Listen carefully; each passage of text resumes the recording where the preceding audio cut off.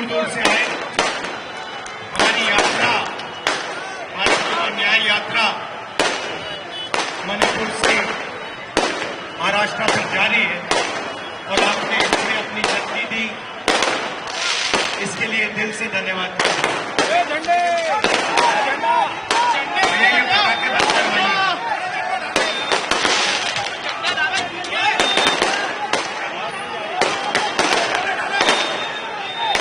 भैया ये पटाखे बंद कीजिए। तो पिछले साल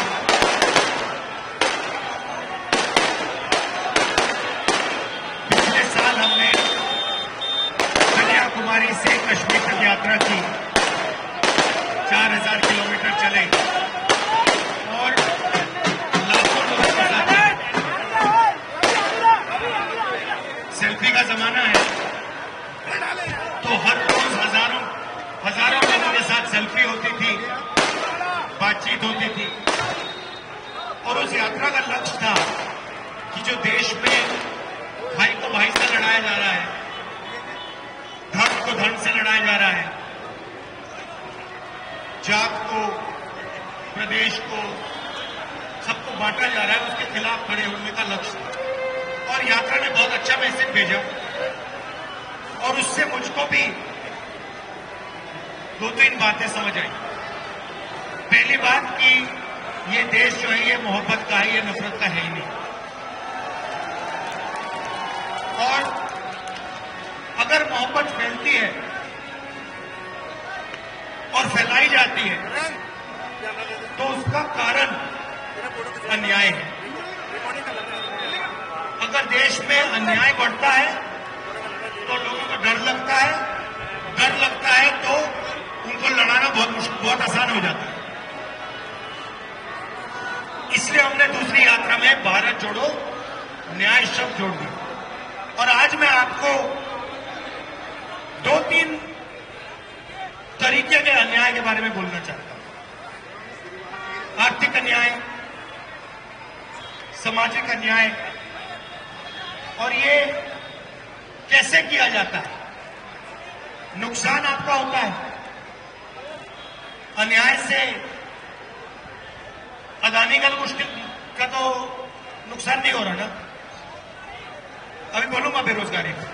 अदानी का तो नुकसान नहीं होता। तो सबसे पहला सवाल, हिंदुस्तान का जो बजट है इसमें पैसा जो आता है, करोड़ों रुपए आता है, अरबों रुपए आता है, ये कहां से आता है? अरे भाई सवाल समझो। जो हिंदुस्तान के बजट में पैसा आता है कहां से आता है? आसमान से टपकता है क्या? हाँ मैडम आइए, आप यहां आइए जरा। आपका नाम क्या है? विभा पटेल जी, थोड़ी यहां खड़ी हुई थी। यहां आइए, आप यहां आइए, ऊपर आइए। आप घर चलाती हैं, यहां बैठ सकती हैं आप, आ जाइए, ऊपर आ जाइए।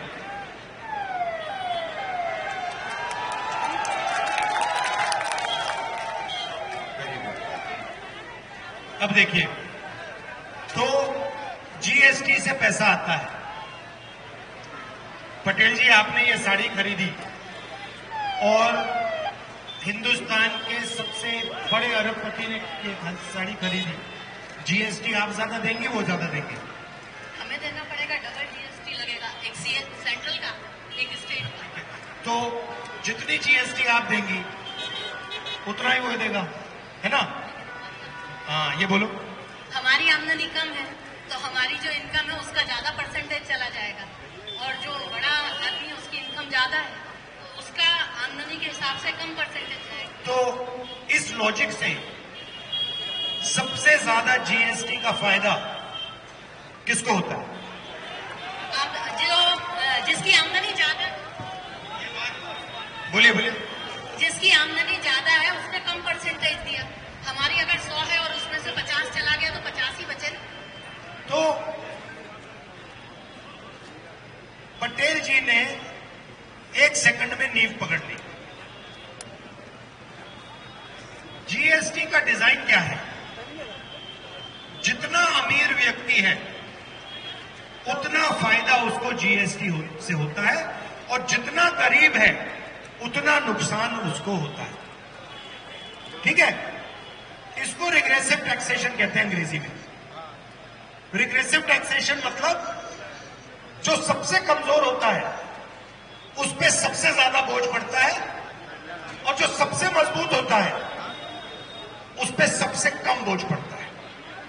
तो जीएसटी का लक्ष्य आप समझिए, गरीबों के जेब से पैसा निकालना और अमीरों के जेब में डालना है जीएसटी का लक्ष्य। अब दूसरी बात, हिंदुस्तान में पिछड़े वर्ग की आबादी कितनी है? देखो, मैंने सवाल पूछा और एग्जैक्ट जवाब कोई नहीं दे पा रहा। नहीं, कोई 56 कहेगा, कोई कहेगा 50, कोई कहेगा 40, कोई कहेगा 65, मगर सही जवाब नहीं दे पा रहे हो। उसका कारण है, सुनिए, सही जवाब कोई नहीं दे सकता। अगर आपने मुझसे पूछा, मैं भी नहीं दे सकता। क्यों? क्योंकि जाति जनगणना नहीं हुई, मतलब देश का एक्सरे नहीं हुआ है। इसलिए जब हम ये सवाल पूछते, कोई कहता है 55, 50, 60, मगर मान के चलते हैं कि 50%, तकरीबन 50% ओबीसी है। ठीक है? दलित कितना है? दलित की आबादी लोगों को मालूम है 15% है। आदिवासियों की आबादी लोगों को मालूम है 8%, 9% के लोग। ठीक है? तो मुझे बताओ, 50 और 15 कितने हुए भाई? 50 और 15 65, और 65 और 8 73 हो गए। तो तकरीबन 75% आबादी इन लोगों की है। और अभी मैंने माइनॉरिटी की बात नहीं की, वहां भी 10-15% है। ठीक है?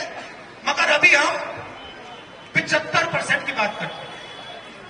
तो 75% जीएसटी देता है, सबसे ज्यादा जीएसटी देता है। उसमें आप 5, 7, 8% गरीब जनरल कास्ट के लोग जोड़ दो, वो भी देते हैं। तो सब मिला के ये तकरीबन 90% हो गए। अब मैं आपसे पूछना चाहता हूं, आप मीडिया के मालिकों की लिस्ट निकालो। मैंने निकाली है, अगर आप देखना चाहते हो मैं आपको दिखा दूंगा। नहीं, बिके वाला बात है, उस पर हम बाद में आएंगे। मगर लिस्ट निकालोगे तो आपको दिखेगा कि 90% में से मालिकों में आपको एक नाम नहीं मिलेगा, एक ओबीसी नहीं मिलेगा, एक दलित नहीं मिलेगा, एक आदिवासी नहीं मिलेगा, एक गरीब कास्ट का, जनरल कास्ट का नहीं मिलेगा। वही 10-15 लोग, 20 लोग, 30 लोग की लिस्ट है। अब देश में सबसे बड़ा मुद्दा कौन सा है? बेरोजगारी, राइट? दूसरे नंबर पे कौन सा है? पहले नंबर पे बेरोजगारी, दूसरे नंबर पे महंगाई, तीसरे नंबर पे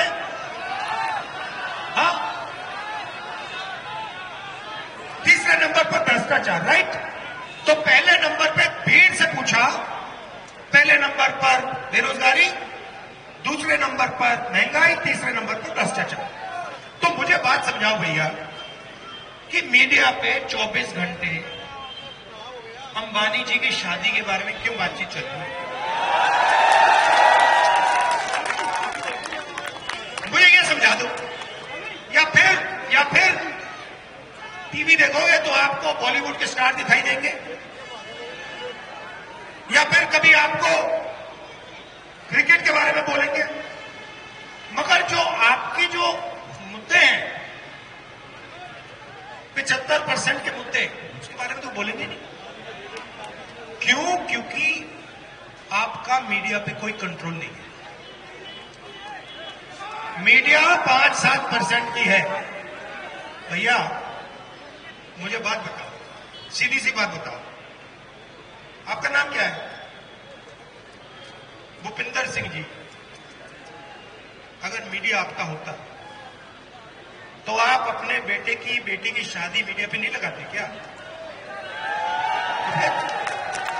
वही तो हो रहा है।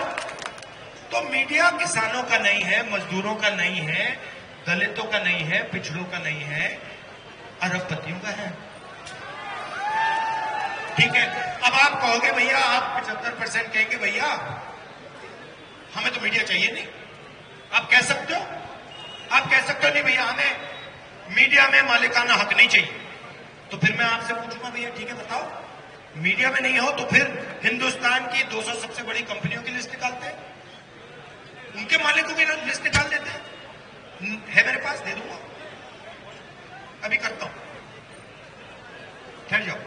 तो उस लिस्ट में मुझे बता दो 75% के कितने, उसमें भी नहीं हो।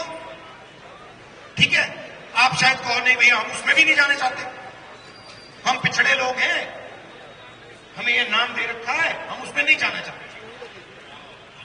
तो फिर मैं आपसे पूछूंगा भैया प्राइवेट अस्पताल जो है जिसमें हिंदुस्तान का स्वास्थ्य का बजट जाता है, उसमें आपके कितने? कोई नहीं। फिर मैं आपसे कहूंगा भैया इलाज तो आप कराते हो? जब आपके परिवार में कोई किसी को दिल का दौरा पड़ता है, इलाज तो आप कराते हो, लाखों रुपए देते हो, जीएसटी भी आपकी, इलाज का पैसा भी आपका, जमीन भी आपकी, आयुष्मान कार्ड भी नहीं चलता। फिर आप कहोगे नहीं राहुल जी हमें ना मीडिया चाहिए, ना बड़े उद्योग चाहिए, हमें प्राइवेट अस्पताल भी नहीं चाहिए। फिर मैं आपसे कहूंगा ठीक है भैया आपने सब कुछ छोड़ दिया, स्कूल और कॉलेजेस के बारे में बता दो। स्कूल और कॉलेजेस, प्राइवेट स्कूल और कॉलेजेस की लिस्ट निकालो, उसमें आपको मालिकों की लिस्ट निकालो, उसमें आपको एक ओबीसी नहीं मिलेगा, एक दलित नहीं मिलेगा, एक गरीब पिछड़े, एक गरीब जनरल कास्ट का नहीं मिलेगा। तो अब वो कहां? नरेंद्र मोदी जी कहते भारत माता की जय। भारत माता है क्या? भारत माता आप लोग हो। 75% दलित, आदिवासी, पिछड़े। जैसे आपने बोला भारत माता की जय, उसका 75% दलित, आदिवासी, पिछड़ा, उसमें गरीब जनरल कास्ट के जोड़ दो 5%, 7%। तो आप भारत माता की जय में हो कहां? आपसे रोज कराते हैं जन गण मन, आप गाते हो, झंडे को सलूट देते हो, मगर आपके लोग हैं कहां? मैं बताता हूं, मनरेगा की लिस्ट निकालो, मजदूरों की लिस्ट निकालो, वहां आपको मिल जाएंगे। कॉन्ट्रैक्ट लेबर की लिस्ट निकालो, वहां आपको मिल जाएगी लिस्ट। ये जो सड़क बना रहे हैं, हाईवे बना रहे हैं,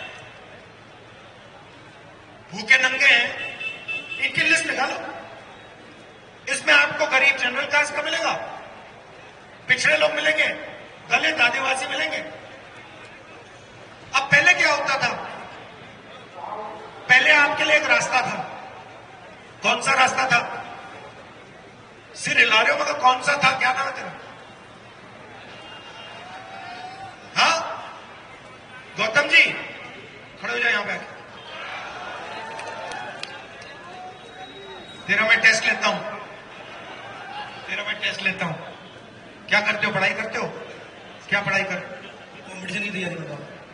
कॉम्पिटिशन की तैयारी कर रहे हो? मुझे बताओ पहले पिछड़ों के लिए, दलितों के लिए, आदिवासियों के लिए, गरीब जनरल कास्ट के लिए कौन सा रास्ता हुआ करता? घबराओ मत, नहीं जानते हो तो कहो नहीं जानता, कोई घबराने की जरूरत नहीं जानता। पब्लिक सेक्टर, बीएचईएल, एचएएल, ये एक रास्ता था, सही? हाँ, जोर से बोल भाई। ओके ओके, पहला ये था। दूसरा रास्ता था, अगर कोई देश की रक्षा करना चाहता था, सेना में जाना चाहता था, वो दूसरा रास्ता था। आर्मी में एक जवान की लिस्ट आप निकालते, उसमें आपको दिखता गरीब, जनरल कास्ट के लोग, पिछड़े, दलित, आदिवासी, माइनॉरिटी सब भरे होते थे। फिर सरकारी नौकरियां होती थी, स्कूल, अस्पताल, इसमें गरीब लोगों को जॉब मिल जाती थी। मिलती थी नहीं मिलती नहीं मिलती थी। सब रास्ते बंद कर दिए। आर्मी वाले रास्ते को अग्निवीर बना दिया। अभी बताओ, आर्मी वाले को अग्निवीर बना दिया। उसके बारे में अभी थोड़ा बताऊंगा आपको। पब्लिक सेक्टर को पूरा प्राइवेटाइज कर दिया। पब्लिक अस्पतालों को उन्हीं 20-25 लोगों के हाथ कर दिया। स्कूल कॉलेजेस को उन्हीं 30-40 लोगों को पकड़ा दिया। अब होता क्या है, आपके साथ क्या होगा मैं बताऊंगा। नाम क्या पूरा? सन्नी गौतम सर। सन्नी गौतम। देखिए मैं आपको बताता हूं होने वाला क्या है आपके साथ, और आप अकेले नहीं हो। सबसे पहले क्या होगा, आप सोचोगे कि यार मैं ऐसे करता हूं, मैं देश की सेवा करना चाहता हूं। तो जब आप 14 साल के हो, 14 साल के थे, तब आपने डिसीजन लिया कि भाई मैं क्या करूंगा, मैं सुबह उठ के रनिंग करूंगा, मैं अपनी फिटनेस बनाऊंगा, थोड़ी वेट लिफ्टिंग करूंगा, दंड बैठक, और फिर मैं आर्मी में जाने की सोचूंगा। पहला रास्ता ये। आपको कहेंगे भैया देखो वो सब ठीक है, मगर हम हथियार अदानी को बेचना चाहते हैं। तो आप ऐसे करो, आप अग्निवीर में आ जाओ। अब आप लड़ोगे, जब आप लड़ोगे, अगर आपको गोली लग गई और आप शहीद हो गए, तो फिर हम आपसे कहेंगे भैया देखो, आपको ना हम पेंशन देंगे, ना आपको शहीद का दर्ज मिलेगा, और जो आपके साइड में खड़ा होगा उससे कहेंगे बेटा तू अग्निवीर नहीं है, तुझे हम पेंशन देंगे, तेरी हम रक्षा करेंगे, और अगर तुझे कुछ हुआ तो तुझे हम शहीद का दर्जा देंगे, और आपकी लाश पर हम हिंदुस्तान का झंडा फहराएंगे। और आपके लाश पर कोई झंडा नहीं, कोई शहीद का दर्ज नहीं। क्यों? क्योंकि आप अग्निवीर। तो वो रास्ता बंद कर दिया। आप कहोगे भैया मैं तो नहीं चाहता। और अगर आप यहां आर्मी की भर्ती होती है, आप वहां जाएं, आज वहां दिख जाएगा, और कोई नहीं जाता। कह रहे भैया हम नहीं जाएंगे। ठीक है, अब दूसरा रास्ता। अब आपने कहा यार आर्मी वाला रास्ता बंद हो गया, अब क्या करते हैं, फिजिकल वाला रास्ता बंद हो गया, अब मैं मतलब थोड़ा मेंटल पे चलता हूं, मेंटल पे चलता हूं, एग्जाम करता हूं। फिर आप एग्जाम की तैयारी करोगे जैसे आप कर रहे हो। मोबाइल फोन लेना जरा, ठहर जाओ। ये फिर आप ऐसे करोगे, देखो आप मोबाइल फोन कितने घंटे चलाते हो? कितना? सच बोलो। 4 घंटे। सच बोलो। 4-5 घंटे। सच बोलो। 5 घंटे बस। सच बोलो। 5 घंटे। 5 घंटे, ठीक है ना? पहले 2, फिर 3, फिर 4, फिर 5, तो 5 घंटे सेलफोन चलाते हो। एप्पल चला रहा है। अब आप जाओगे, पढ़ाई करोगे, 2-3 साल दबा के पढ़ाई करोगे, और फिर आप एग्जाम में जाओगे। पेपर आपके सामने होगा, पेन आपके हाथ में होगा, और आपको उससे तकरीबन 1 घंटा पहले अपने मोबाइल फोन पे कोई अमीर स्टूडेंट आपको पेपर दिखा देगा, कहना ये देख तू जाने तेरी पढ़ाई जाने, तूने पूरी पढ़ाई की, मुझे कोई फर्क नहीं पड़ता, मैंने तो पेपर खरीद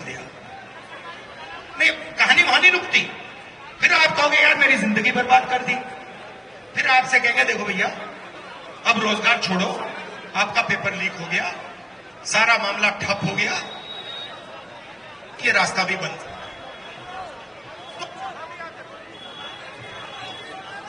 नहीं, आप मुझे बताओ कहां नहीं हुआ। आप मुझे बता रहे हो कहां हुआ, आप मुझे बताओ कहां नहीं होता लीक। सब जगह लीक होता है। तो अब ड्रामा क्या चल रहा है मैं आपको बताता हूं। अब ड्रामा क्या चल रहा है, आपके ध्यान को कभी उधर ले जाएंगे, कभी इधर ले जाएंगे। जहां जाएगा भैया उधर देखो बॉलीवुड की ओर देखो, अरे भाई उधर देखो क्रिकेट की ओर देखो, उधर देखो भैया पाकिस्तान की ओर देखो, उधर देखो भैया चाइना की ओर देखो। और जैसे आप आगे पीछे देखते हो आपकी जेब में से पैसा निकलता है, अदानी जी की जेब में जाता है सीधा। तो ये भैया आपके साथ हो रहा है, अन्याय हो रहा है आपके साथ। भैया अभी आपने कुछ नहीं देखा, अभी तो भैया शुरुआत हुई है। मैं आपको बता रहा हूं आपकी जमीन छीनी जाएगी, आपके बच्चों को रोजगार नहीं मिलने वाला, आपके बच्चे 7-8 घंटे मोबाइल फोन पे इंस्टाग्राम पे चलेंगे और आपके बच्चे मोबाइल फोन देखेंगे और अदानी जी का बच्चा पैसा गिनेगा। ये है सिस्टम। तो इसलिए हमने न्याय शब्द जोड़ दिया।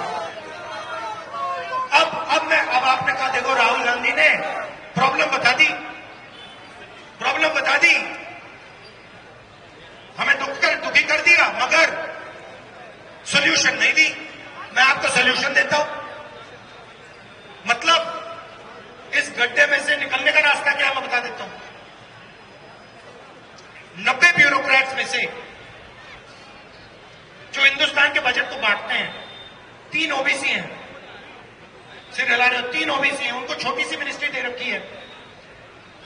1 आदिवासी है, 3 दलित हैं, वहां भी आपकी भागीदारी नहीं है। बजट बढ़ता है, आपका पैसा, जीएसटी का पैसा, 75% का पैसा बढ़ता है। 100 रुपए में से 6 रुपए का निर्णय आप लेते हो, बाकी निर्णय वही 10-15 लोग लेते हैं, आपके जेब से पैसा जाता है। तो अब आप कहोगे भैया राहुल जी आपने हमें बता दिया, आपने हमारा मोरल डाउन कर दिया, हमें रास्ता नहीं दिख रहा। मैं रास्ता बता देता हूं, जाति जनगणना, सीधी सी बात है। अब इससे क्या होगा, अब जाति जनगणना को आप ठीक से समझिए। इसमें 2 कदम है। पहला कदम गिनती, पिछड़े कितने हिंदुस्तान में, दलित कितने हिंदुस्तान में, आदिवासी कितने, जनरल कास्ट के लोग कितने, पहले गिनती। और दूसरा कदम इकोनॉमिक सर्वे। इकोनॉमिक सर्वे मतलब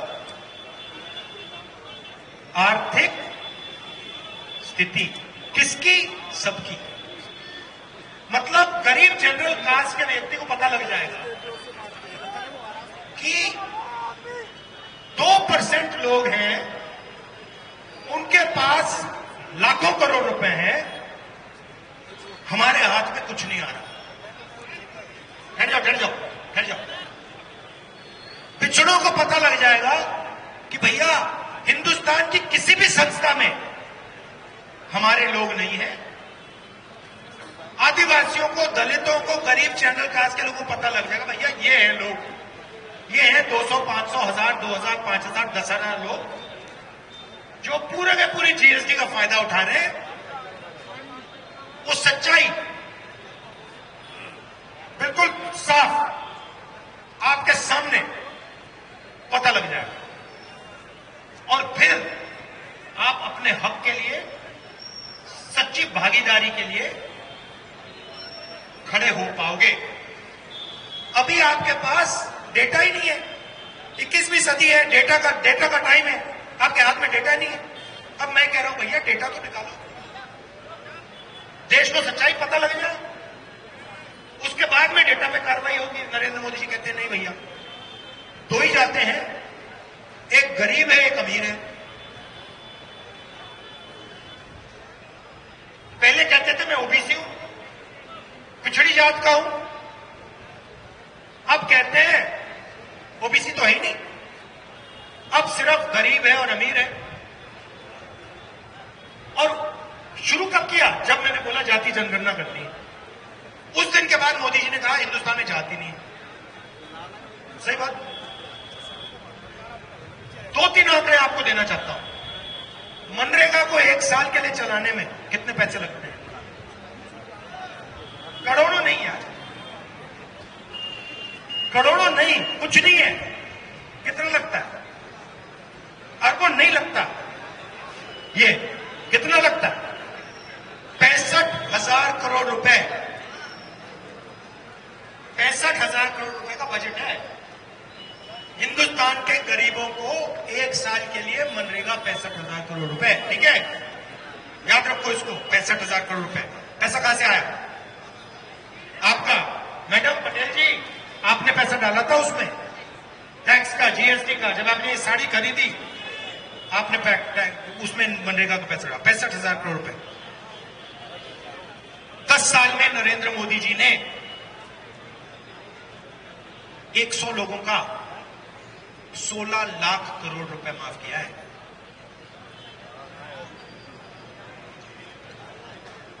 बीस 25 लोगों, मतलब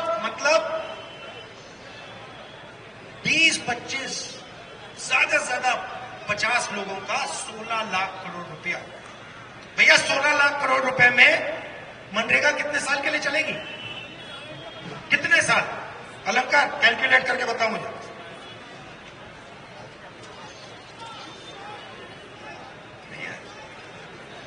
अभी बताता हूं, अभी हो रहा है काम। अब प्रेशर में आ गया, अब ये गलती कर रहा है। हाँ? 24 साल। कितना? 24 साल मनरेगा का पैसा नरेंद्र मोदी जी ने 20-25 लोगों को दे दिया। और फिर ना बताऊं, वही है अदानी, अंबानी, वही है ना। अब 20-25 साल का पैसा दे दिया और फिर नरेंद्र मोदी जी पार्लियामेंट में खड़े होते हैं और कहते हैं मनरेगा बिल्कुल बेकार योजना है, इससे आदत खराब होती है। तो मेरा सवाल है, जब काम करने के लिए गरीब को 65,000 करोड़ रुपया दिया जाता है तो फिर उसकी आदत खराब हो रही है, मगर फ्री में 16 लाख करोड़ रुपया 20-25 लोगों को दिया जाता है तो उनकी आदत खराब नहीं हो रही क्या? उनकी आदत खराब नहीं हो रही क्या? वो आलसी नहीं बन रहे क्या? तो सारा का सारा बात देखिए, ये यहां पे पुलिस वाले खड़े हैं, आपको मालूम है नई राइफल आई है? मालूम है? देखो, आपकी राइफल पहले इंसास राइफल हुआ करती थी, है ना? 9mm की आपकी पिस्तौल होती थी, है ना? वो सरकारी कंपनी बनाती थी, इंडियन ऑर्डिनेंस फैक्ट्री वो बनाती थी। अब उनको परे कर दिया, अब नई राइफल आई है, अदानी वाली राइफल है। अब वो उसको आप ये घूमोगे, उस पर लिखा होगा अदानी एंटरप्राइज। अच्छा, वो बनाई उसने नहीं है? नहीं, वो चलेगी। क्यों? क्योंकि मैं बताता हूं कैसे किया है, मैं समझा देता हूं, मैं जानता हूं। वो इजराइल की एक कंपनी है, उसकी राइफल ली, उसका और अदानी का जॉइंट पार्टनरशिप बना दी और अदानी जी ने वेबसाइट खोला, कहा कि भैया देखो हम राइफल बना रहे हैं। राइफल वो इजराइल में बन रही है, इजराइल की है। अब हिंदुस्तान के सारे सैनिक, चाहे वो अग्निवीर हो, दूसरे हो उनके पास अदानी राइफल जाएगी। ये जो हमारे पुलिस के हैं डीएस सिकरवार जी, ये भी अदानी राइफल लिए घूमेंगे। अच्छा, फिर हम कहेंगे भैया सिकरवार जी एक बात बताओ, ये जो आपकी गोलियां हैं ये कहां से आई? फिर ये आपको कहेंगे, खोल के दिखाएंगे, कहेंगे भैया ये भी अदानी की। फिर एक दिन हम पूछेंगे भैया ये जो आपने जैकेट पहना बुलेट प्रूफ वाला ये कहां से आया? तो ये भी अदानी से आया भैया। भैया बूथ कहां से आए? भैया वो भी अदानी से आए। अब हो क्या रहा है? अब जैसे आपका नाम क्या था, कहां गया वो? अभी करते हैं। आपका नाम क्या है? करण। अब मान लो करण ने सोचा कि यार मैं छोटी सी कंपनी चलाना चाहता हूं, मैं हिंदुस्तान की सेना के लिए हथियार बनाना चाहता हूं, तो उसको बैंक लोन नहीं देगा, उसकी मदद नहीं करेंगे। तो अदानी जी ने क्या किया? मोदी जी ने अदानी जी ने मिलकर उनको बेरोजगार बना। जॉब किसको गई? इजराइल वाले को। माल किसका बिका? चाइना का, इजराइल का। फायदा किसको हुआ? अदानी को, चाइना के युवा को। नुकसान किसका हुआ? आप सबका। तो ये है सिस्टम। ये मैं आपको समझाना चाह रहा था, बताना चाह रहा था। आपने इतने प्यार से मेरी बात सुनी, मतलब एक शब्द नहीं बोला आपने। ये मध्य प्रदेश का मजा है। तो मैं आखिरी बात बोलना चाहता हूं, अपनी लाइफ में सुनो, अपने लाइफ में कांग्रेस पार्टी, लोग कहते हैं कांग्रेस पार्टी की क्या विचारधारा है। मैं आपको बताता हूं, अपनी लाइफ में भाई के साथ, माता पिता के साथ, बच्चों के साथ, दूसरों के साथ नफरत के बाजार में मोहब्बत की दुकान खोली। हमारा काम नफरत को मिटाना है, हिंदुस्तान को जोड़ना है, रोजगार लाना है, बिल्कुल अधर्म को हटाना है। बहुत बहुत धन्यवाद। नमस्कार। जय हिंद। न्याय का हक मिलने तक।